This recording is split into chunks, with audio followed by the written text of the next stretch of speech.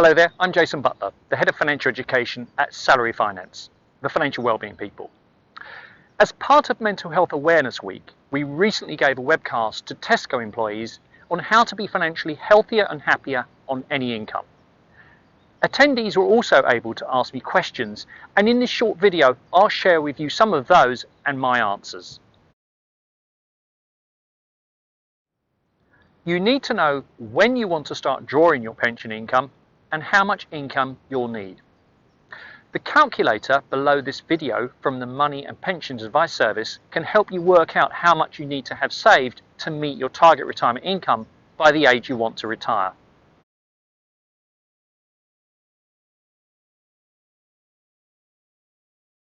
Each person will face different challenges depending on their personal circumstances. The economic outlook is clearly uncertain, and that will have an impact on employment security and opportunities, the housing market, mental and physical health, and business confidence, among others. Things that people could consider to protect their financial well-being at this time are the same as they've ever been. Control spending so that you keep regular living expenses manageable and allow scope for savings or debt reduction, including when lockdown is eventually relaxed and the opportunities to spend increase. See if you can refinance any existing debt or mortgage with a cheaper deal while your financial circumstances are good. Work to build and maintain an emergency fund of between £1,000 to as much as 12 months' essential living costs. Investing in improving your skills and experience so that you can remain highly employable and able to command a fair income. And avoid taking on new significant fixed regular expenses if you're unsure about the security of your household income. And make sure that you have a valid and up-to-date will and that you've given your pension scheme a nomination for who you'd wish to receive any death benefits. And finally, make sure that you have the right insurances on your income and your life. It depends on your overall circumstances and essential you expenses. But under the future you in our smart spending system, I suggest somewhere between 10 to 25% of your net income be used to repay non-mortgage debt, short-term savings and longer-term investing, including via a pension plan. A regulated financial advisor can give you personalised advice based on your circumstances. Below this video you can find our smart spending system and budget planner to help you.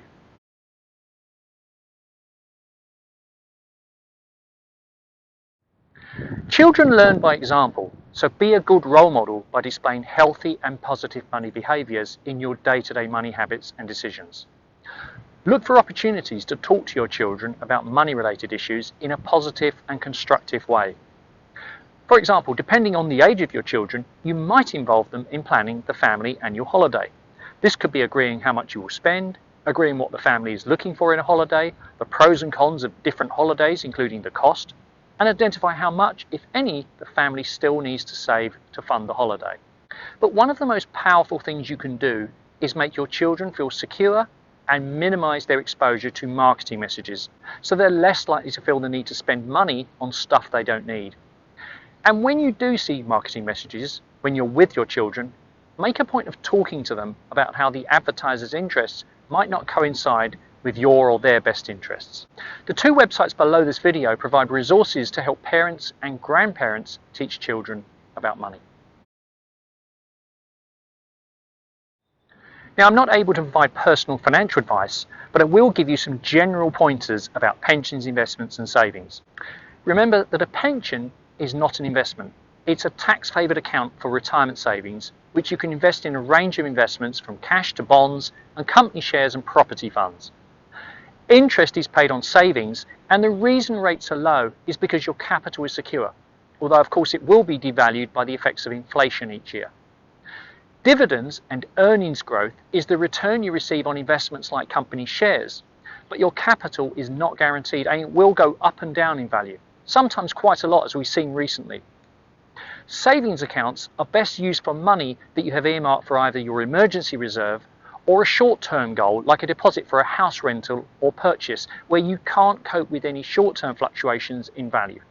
Share-based investment funds are more suited for money that's earmarked for very long-term needs, like funding your living costs when you stop working, because you have time to ride out any temporary but sometimes very severe falls in value. If in any doubt about your own situation, you should take personal advice from a regulated financial advisor. You can learn about the basics of investing from the websites listed below this video from some of the major investment fund providers.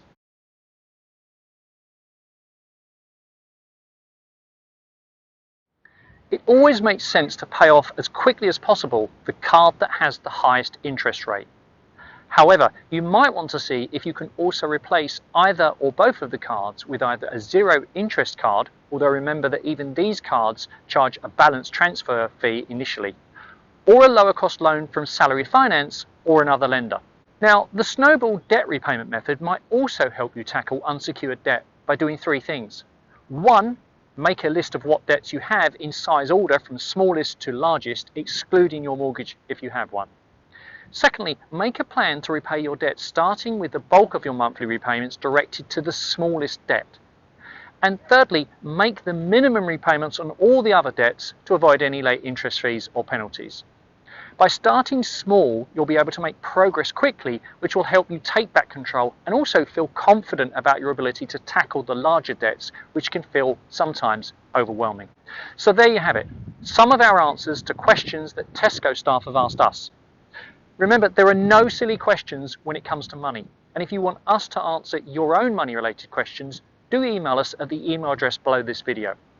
Until next time, all the very best.